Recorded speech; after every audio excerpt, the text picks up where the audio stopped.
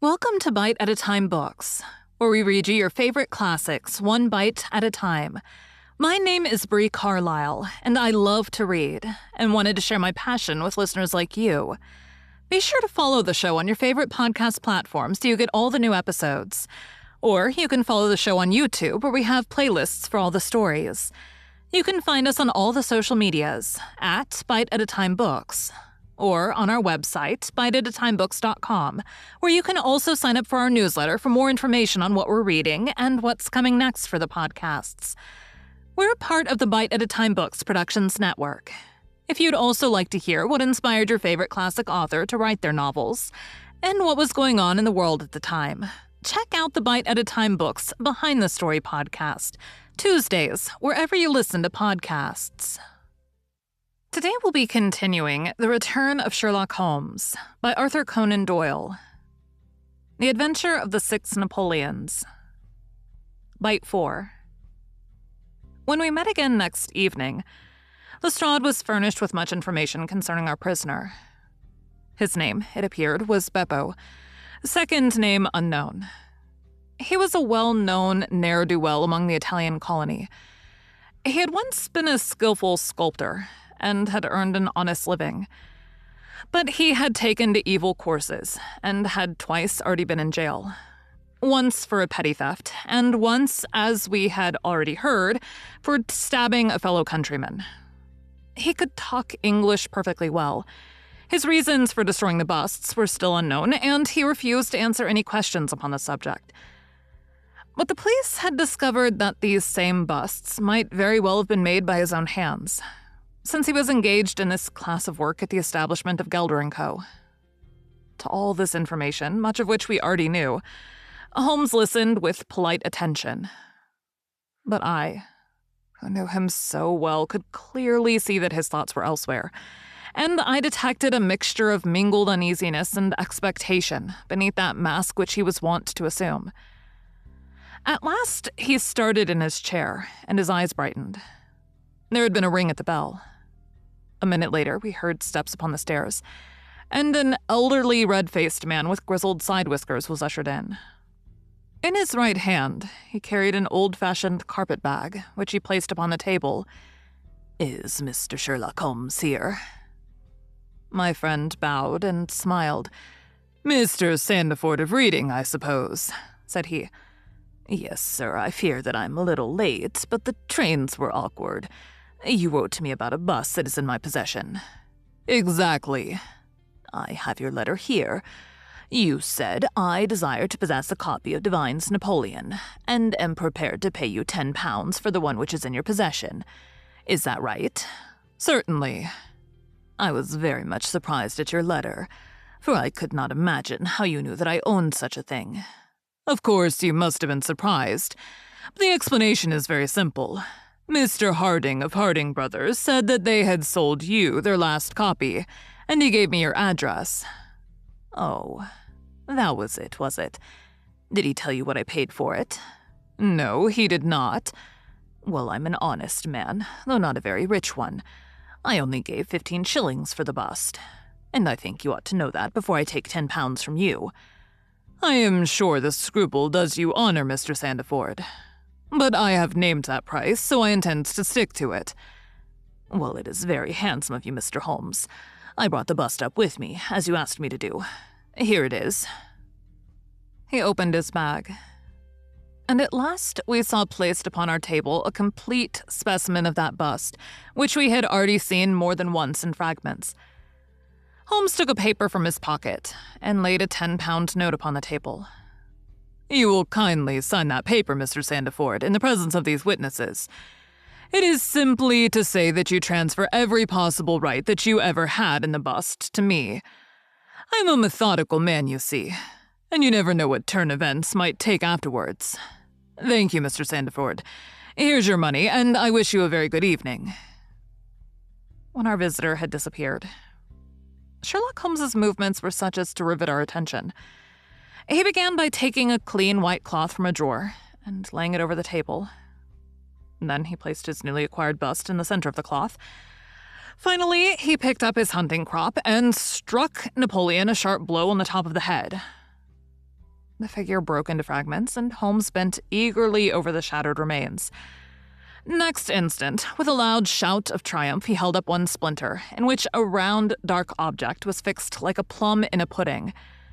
"Gentlemen," he cried, "let me introduce you to the famous Black Pearl of the Borgias." Lestrade and I sat silent for a moment. And then, with a spontaneous impulse, we both broke it clapping. As at the well-wrought crisis of a play, a flush of color sprang to Holmes's pale cheeks, and he bowed to us like the master dramatist who receives the homage of his audience. It was at such moments that for an instant he ceased to be a reasoning machine and betrayed his human love for admiration and applause. The same singularly proud and reserved nature which turned away with disdain from popular notoriety was capable of being moved to its depths by spontaneous wonder and praise from a friend.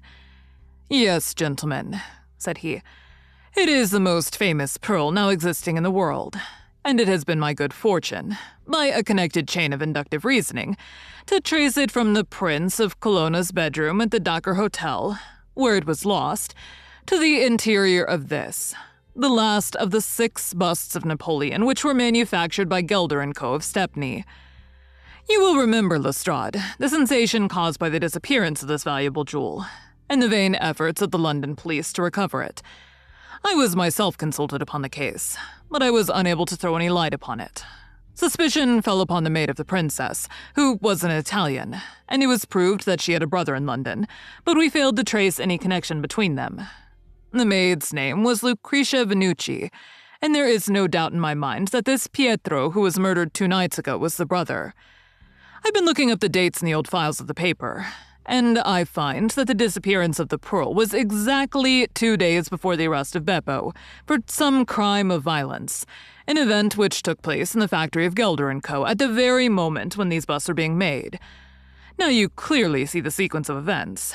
Though you see them, of course, in the inverse order to the way in which they presented themselves to me. Beppo had the pearl in his possession. He may have stolen it from Pietro. He may have been Pietro's confederate. He may have been the go-between of Pietro and his sister. It is of no consequence to us which is the correct solution. The main fact is that he had the pearl, and at that moment, when it was on his person, he was pursued by the police. He made for the factory in which he worked, and he knew that he had only a few minutes in which to conceal this enormously valuable prize, which would otherwise be found on him when he was searched. 6 plaster casts of Napoleon were drying in the passage.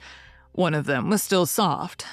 In an instant, Beppo, a skillful workman, made a small hole in the wet plaster, dropped in the pearl, and with a few touches, covered over the aperture once more.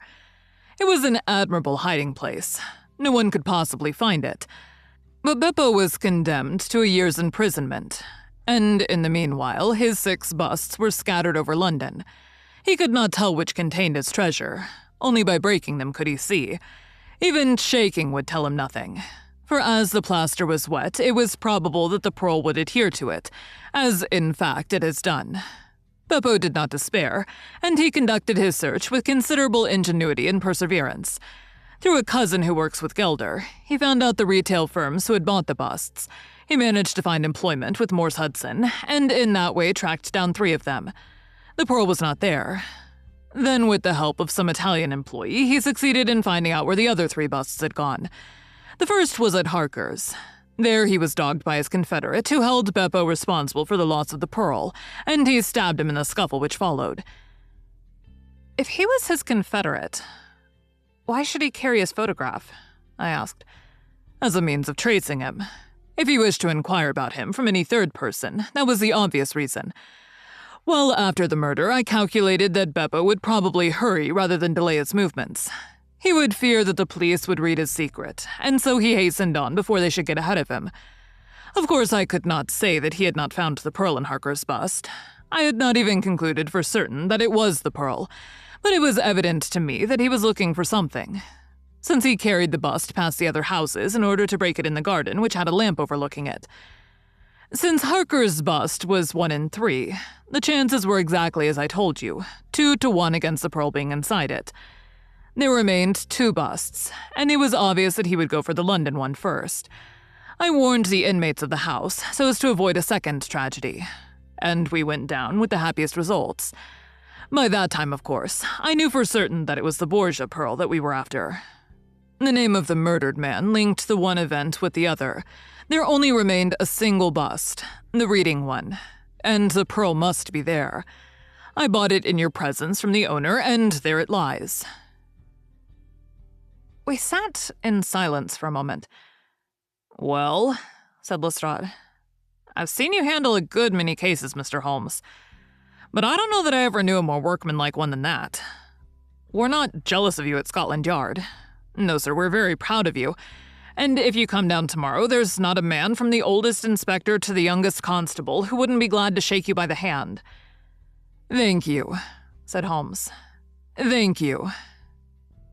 And as he turned away, it seemed to me that he was more nearly moved by the softer human emotions than I had ever seen him. A moment later, he was the cold and practical thinker once more. "Put the pearl in the safe, Watson," said he, "and get out the papers of the Conk-Singleton forgery case. Goodbye, Lestrade.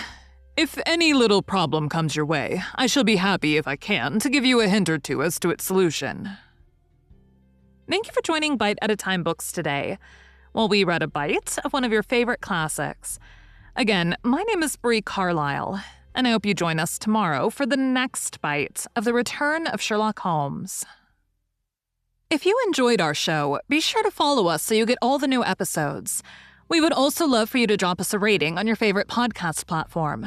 You can catch us on all the social medias at Bite at a Time Books, or check out our website, biteatatimebooks.com, where you can sign up for our newsletter. Our show is part of the Bite at a Time Books Productions Network.